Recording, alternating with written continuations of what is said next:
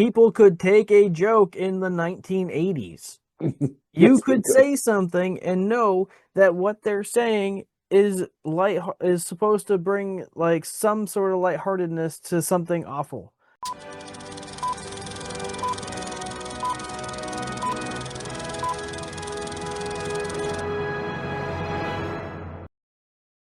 Welcome back to Trees in Space, the podcast where we boldly go where no reviewer has gone before through every movie genre, fueled by fan opinions and questionable nostalgia, and our own hot takes. This week, Jason and I watched the 1980 rated PG comedy Airplane. I'm your host, Nate Hanks, and with me, as always, the most handsome man on the internet, Jason Smith. Jason, it's only been a matter of time until we did Airplane because Yes, we both love this movie. that's absolutely true. I'm pretty sure in a 1 week's time, I quote this movie at least a dozen times in a week. Just maybe the same exact quote, but it's a very quotable movie. Oh my goodness, yeah. Maybe. Like I think honestly, out of all the movies I've ever watched that I can remember, this one movie, there's at least I mean, I have them written down, so I'm not going to spoil them, but I at least say this particular captain line 5 to 10 times in a month.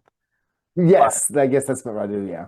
so I guess before we really get into this movie, why don't I go ahead and let you all at home that haven't seen this movie or wondering what this movie is actually about and has seen this movie, right? So let's go ahead and get into what this movie is all about. This spoof comedy takes shots at a slew of disaster movies that were released in the 70s when the passengers and crew of a jet are incapacitated due to food poisoning. A rogue pilot with a drinking problem must cooperate with his ex-girlfriend turned stewardess to bring the plane to a safe landing. That's as perfect as it gets as an explanation of this movie. I understand that it's actually almost like word for word movie 030. I think it's called 030 or something. There's a disaster airplane movie from the 50s. Yeah.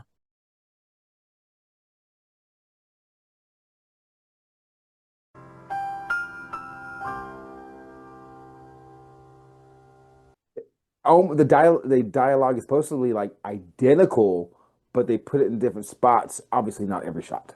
Like you know, headquarters. What is it? It's the building while the generals are. Obviously, that's not in the original movie, but the The serious cockpit, parts. But the place where the cat the pilot is. yes, and those type of jokes are what Pandemonium had in it. I'm just saying, but that's all Pandemonium had. But anyway, but inferior movie compared to this one.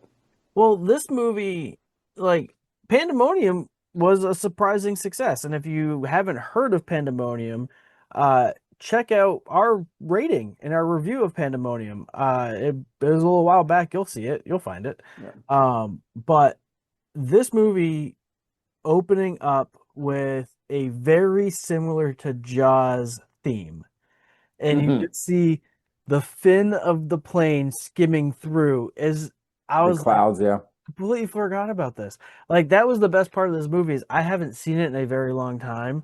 So every joke, everything really freaking hit.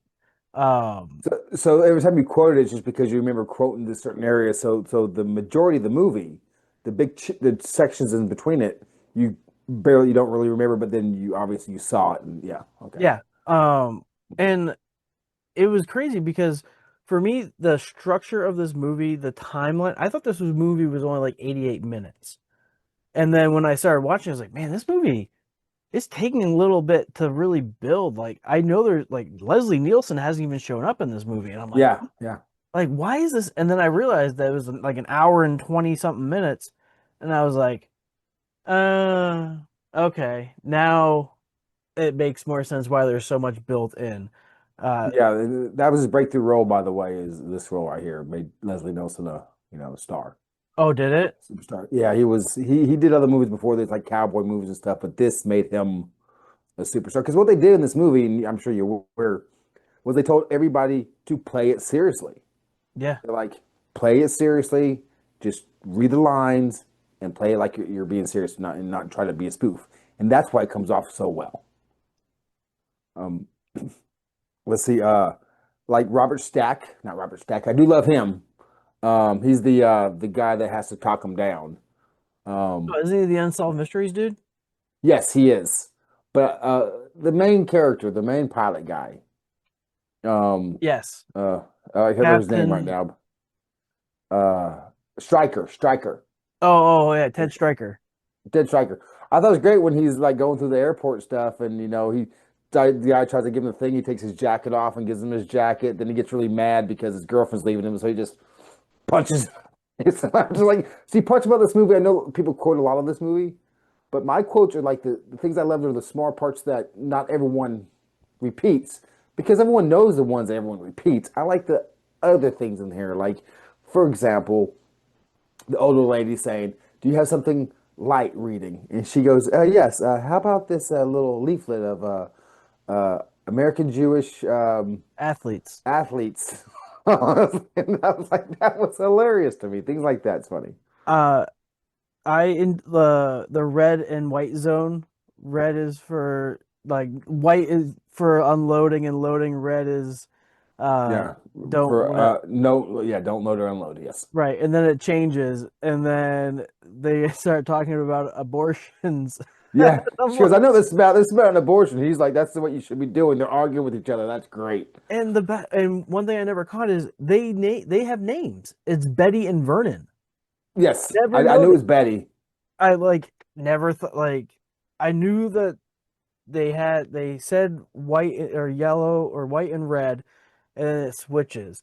But then I forgot about the other parts of the conversations of it, and that was so great. And then like when the captain, before he gets to pick up the white phone, he's looking at the magazines. Did you read what they were? Yes, Uh, whacking material. yeah, fiction, non-fiction, and whacking material. Whacking material. Yeah. And just so you know, I'm pretty sure Betty is correct, because I'm pretty sure it is white that's loading and unloading, and red is you cannot unload or load there. That's why it's red. I'm pretty sure she's right. But anyways, I mean, but yes, I I would like go with the that. Yeah. Uh, and oh, and then the when the captain is on the phone and she goes, "There's a break for something ham," and he's like, "Ham on five, hold the mayo." yes, Putting the Mayo Clinic on hold, and I was like, "Oh my god, this is too freaking funny." those type of small things. Those are the kinds I like. This, I mean, obviously, everyone loves the whole. I'm not going to ruin this because I think you're going to pull that up when you said the captain's thing. So I'm going to say Yeah. that part. But that's the big thing. But I love like Kareem Abdul-Jabbar, who's in this movie as a pilot, and the little kid's up there. And when he grabs a little kid and goes, "Like hell, I don't," and he goes, "You have your dad pull a Walton up and down the thing for 45 minutes." I think you're the greatest, but my dad says you don't work hard enough on defense. And he says that lots of times you don't even run down court. And that you don't really try, except during the playoffs. The hell I don't. Listen, kid. I've been hearing that crap ever since I was at UCLA. I'm out there busting my buns every night. Tell your old man to drag Walton and Lanier up and down the court for 48 minutes.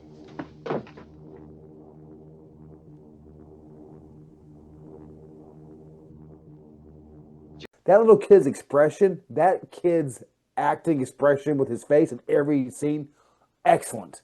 Phenomenal. Excellent. It Unlike was. the sick girl, where she just Apparently, that that's she how she got can't the act. job. She can't act. Like I get it. Like you have limited, limited things available to you.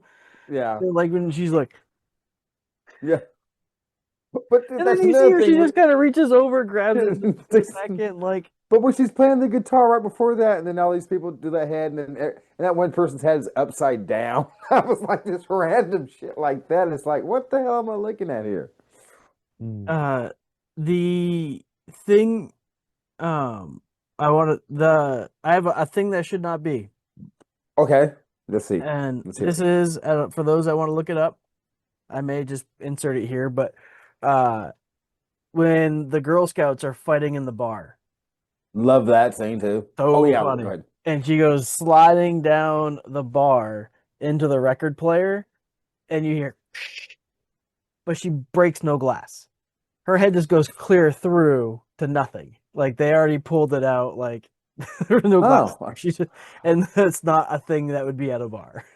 well, that is weird. Not because you said that, because I thought to myself when that happened, that exact same moment, because that came on fine, but then so did all the lights in the floor and all around it went on too, because that wasn't on prior. So they're all Yeah, connected to one wire. But probably just one my kill favorite, switch. my favorite part of that scene, like I said, it's not him flinging his hat or whatever. It's I had to say to ask the guy next to me to pitch me, make sure I wasn't dreaming, and that guy next to him just kind of goes this. It just kind of goes off screen. I was like, that's my favorite part of that one scene. Uh, what I found this very funny, and after she hits the record player, "Staying Alive" comes on, Hmm. and then it's like a good like 3 to 5 seconds, and then everybody kind of just starts dancing. Like there's something magical about that song. I know shit. Like a few seconds, as soon as it started playing, I was already tapping my toe. Like Yeah. that song has got to be, if not, has to be now the most danceable song.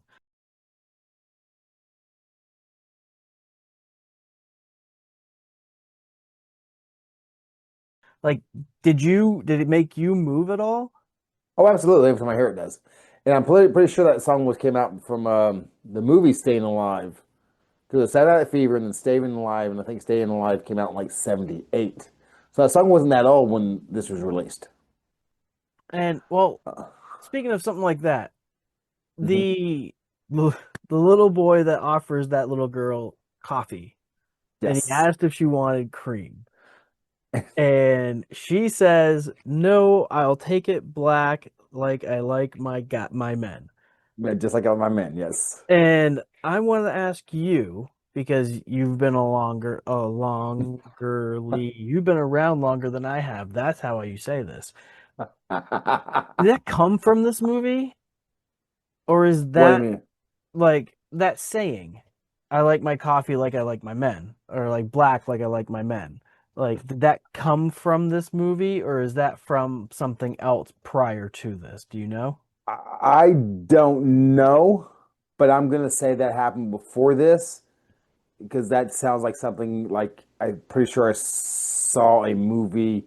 I like my women like I like my coffee, type stuff.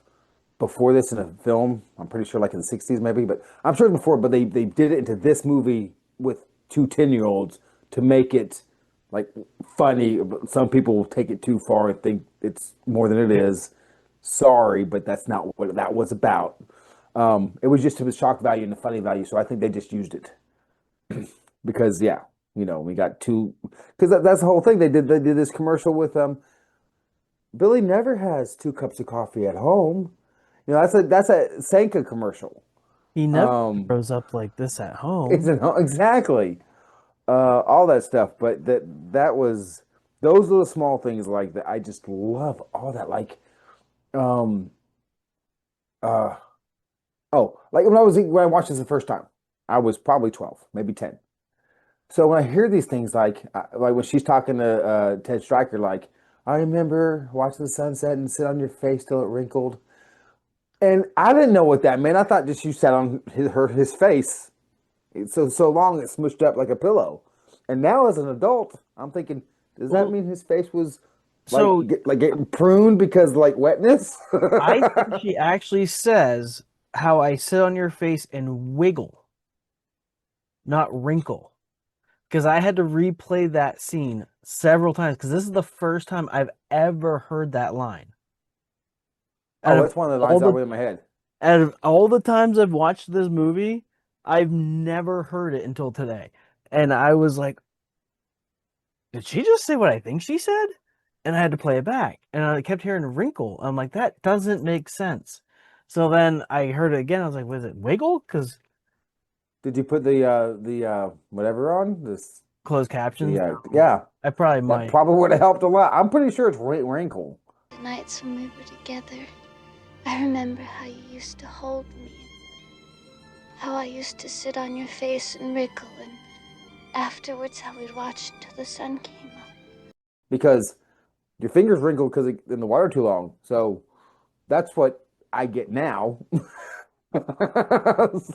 But until your face wiggled, that either way, that's pretty sexual. Either way Yeah. that goes.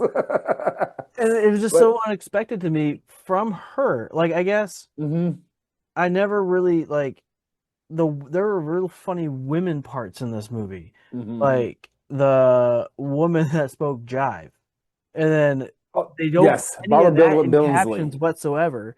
So it left with her saying something like snarky back They at. don't need no help. Sure, they don't get no help. Yeah. Yes. And those two actors apparently, because I have watched like the making of this movie, they made up this language, and Oh, they were and the yeah, and and Zector then they or just whatever kind his of name is, typed in some. yes, and they just did it back and forth. And he liked it so much they just decided, they knew what the lines were going to be, what it's supposed to be saying, so they kind of Yeah. just made up this jive.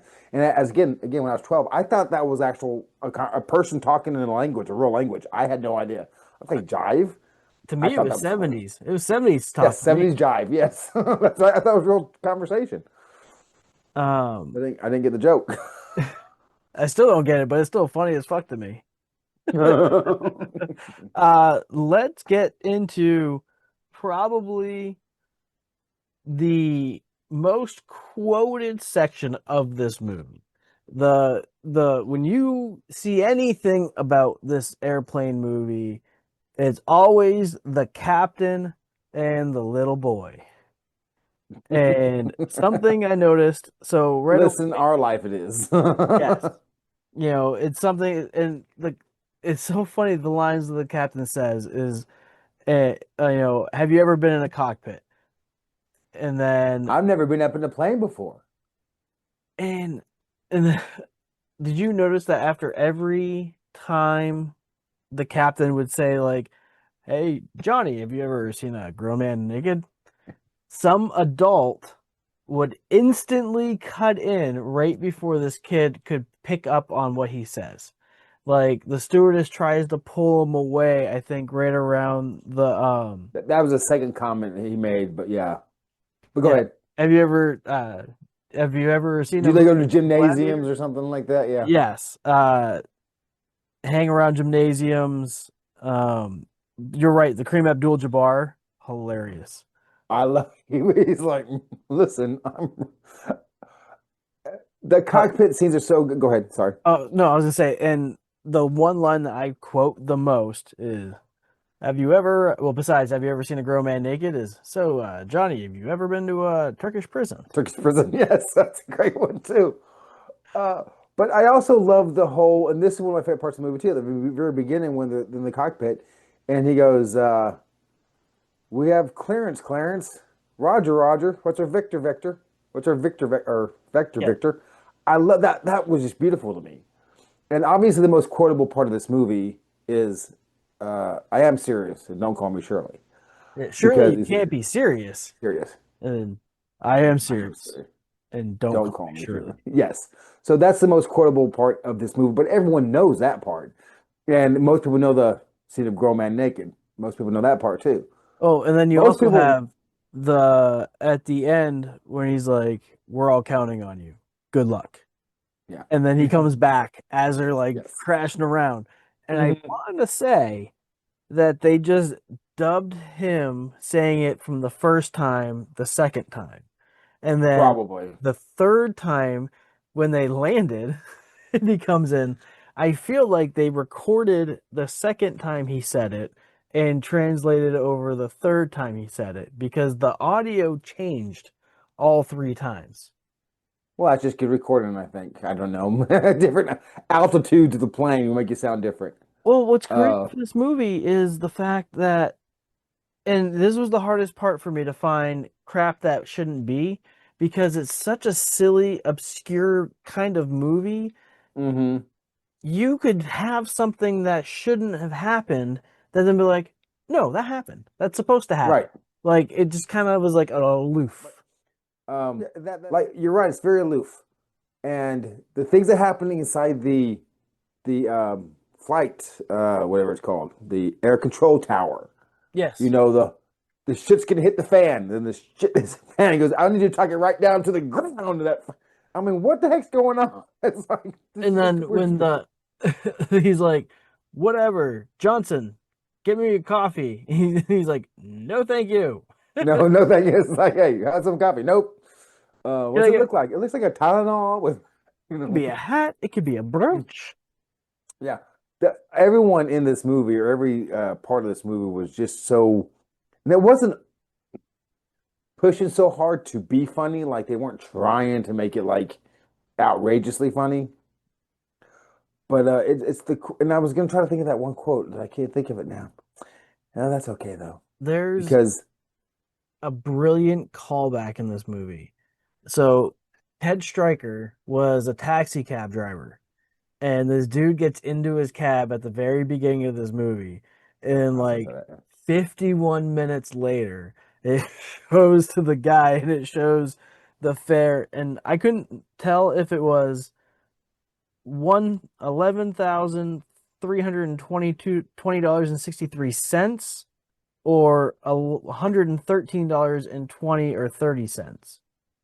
Right.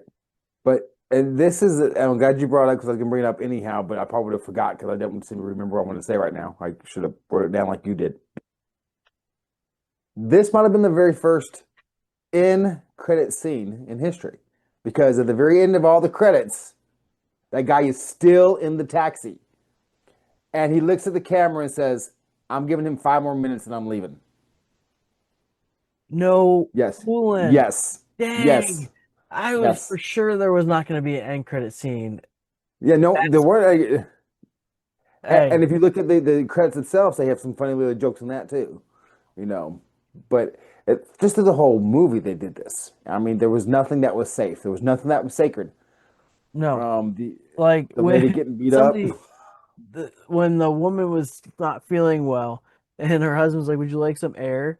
And he goes and adjusts it and this Hmm. gust of wind comes at him. Somebody yells, "Shut the window." I'm Yeah, that was so weird. like, Or or when that one lady goes, "I'm 26 and I'm not married," and the other lady comes up, "I've never been so scared in my life, but at least I have my husband." You know, it's like, what? They're just random. Just it's a beautifully done, funny movie. and we must I must be say this. There's a bump in this movie. There's a stump bump. Yes, I was gonna say it, but yes, I couldn't believe it. I was like, oh, I could show this movie to Logan. I think he would love this movie. And all of a sudden, just out of nowhere, a pair of boobs. Just yep. Because they just gotta have the boobs in there, and this was PG in 1980. Because if you watch our last review of Jaws, you'll find out why PG-13 did not exist because that's in that review. Um, but yeah, this boob just popped in. But you know, he can watch it on TBS because it's half a second. It goes away. They yeah, just clip it it's out. Yeah, easily cut outable. yeah, absolutely. All right. Well, we talked at great length about how much we enjoyed this movie. So why don't we go ahead and find out what some of you all at home thought about this movie with our 5-star and 1-star or less reviews.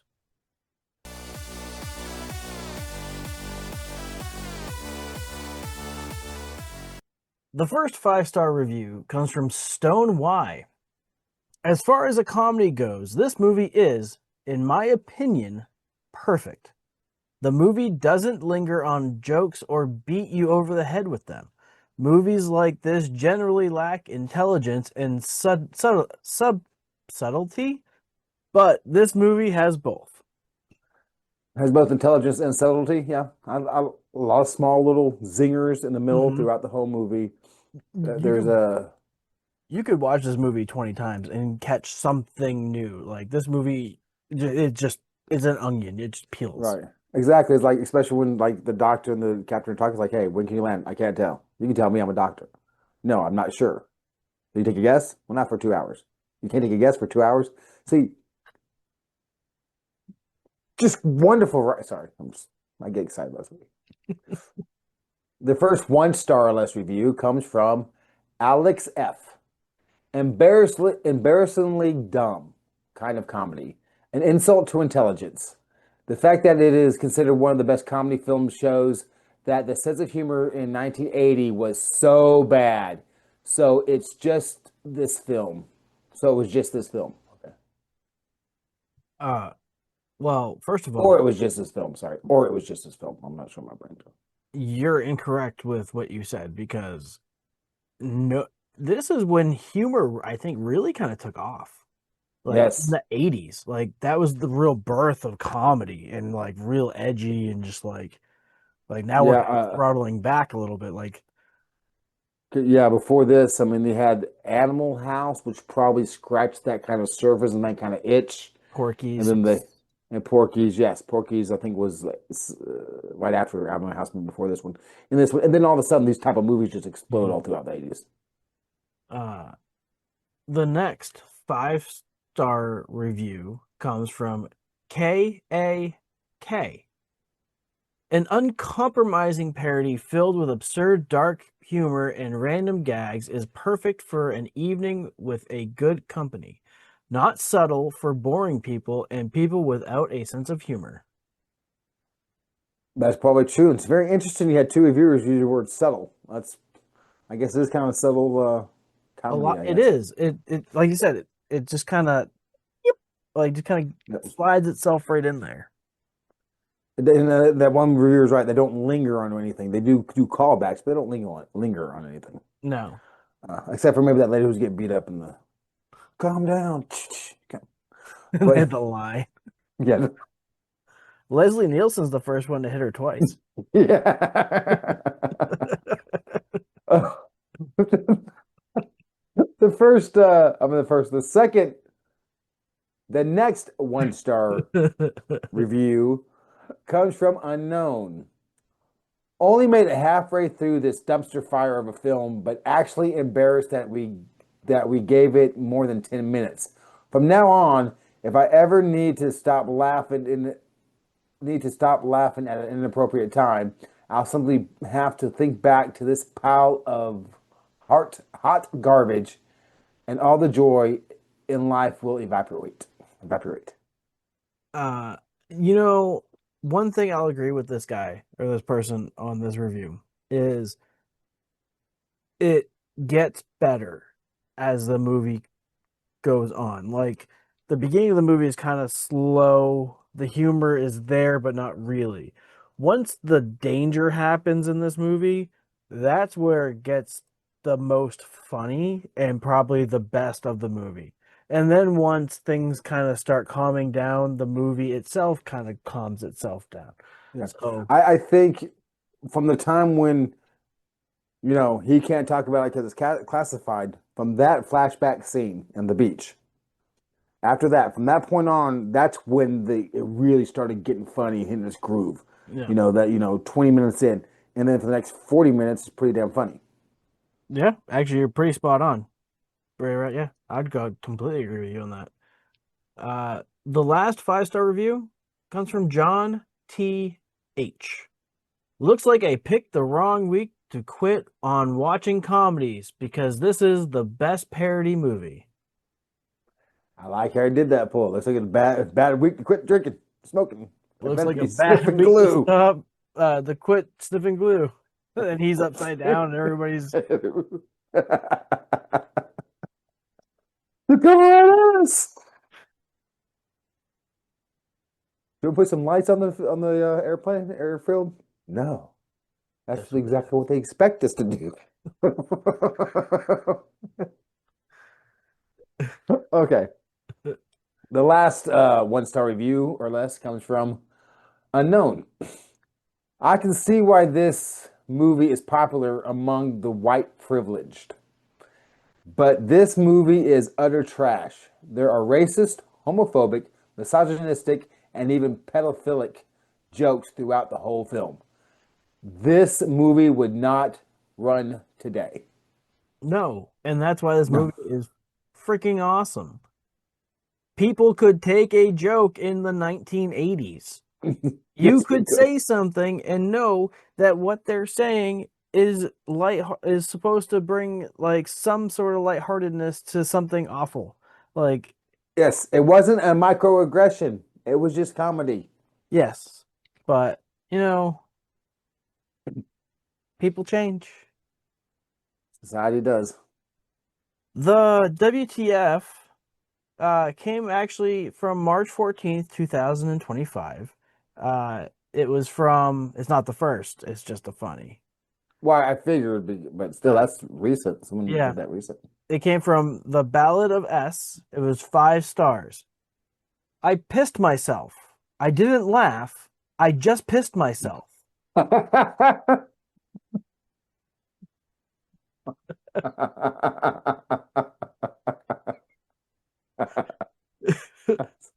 That sounds like something that would be in the movie. That's perfect. That's an excellent WTF. One of the best ones we've ever had. Well, now that we talked about this movie, we heard some 5 star and 1 star comments about this movie. So now let's find out what Rotten Tomatoes and the audience scored this movie.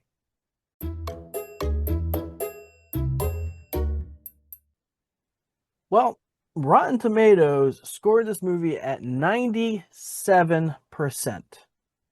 While you at home, the audience, you all scored this movie at 89%, which makes me question what? Because the Rotten Tomatoes doesn't usually outscore the audience Especially in a comedy like this. and usually no comedy gets this. No, I mean, I know we did that one movie a while back, Sue's, which had like 198 or whatever, but that's not like comedy. That's like a dramedy or something. But Yeah. yeah, I mean, And this is like a crazy. slapstick. Like that. I know. I applaud them for this. This is crazy. Yeah. Well, now it's time for Jason and I to tell you what we rate this movie. So let's go ahead and dive into some space trees.